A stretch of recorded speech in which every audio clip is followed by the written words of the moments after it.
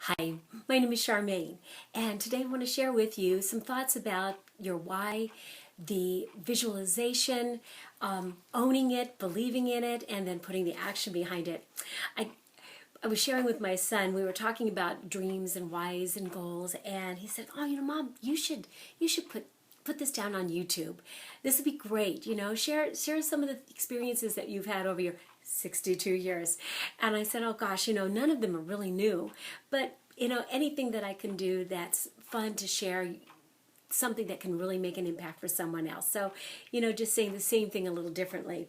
So then I saw this sheet, this picture on Facebook, and this is this guy, and he's mining for diamonds, and this is just such a great analogy. Here he is. You never know how close you are, so he's chipping away, doing all the difficult things every day, working hard, sweating, and then he gets so close, and he just goes, "I just can't take it," and he takes his eye off the goal, and he turns around and he walks away. How many times have we done stuff like that? Well, every time I get close to thinking that that's where I'm going to go with something, I'm reminded of the first time that I set my goal and I was working toward it. And it was when I was 20 years old, and I wanted to be a flight attendant because the why behind that had opening my life, beginning my life, and becoming confident, and then all the different things that would play out from there.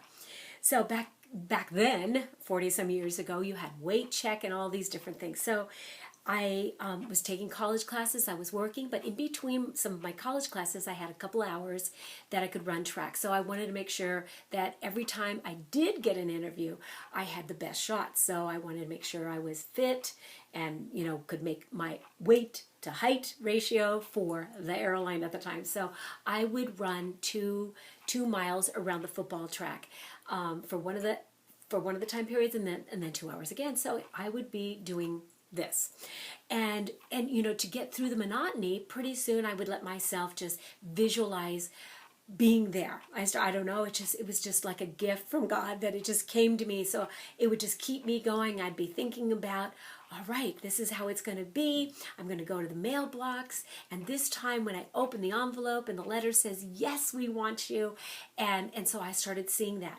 Now, many times in between, I would go to the mailbox, and I would open it and it would say, "Not now, come back." And so I just throw that away, and then the next day I'd go out and I'd run again.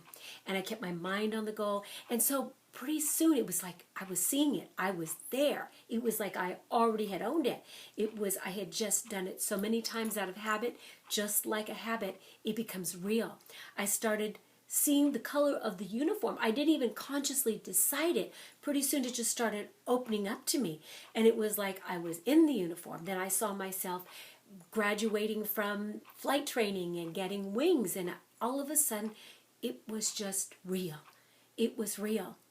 And then I did go on the interview, and I did go to the mailbox, and it opened up, and they said yes. Now that's part one of the visualization and the steps and the mining and not giving up. Tomorrow, come back and let me share with you the next time I had to play out the same principles, which was immediately following, because that's not all there is. There's always more to hitting the next part of the goal. So I'd love to share that with you tomorrow, because if it can make a difference for you, I'd love to do that. I'll see you tomorrow.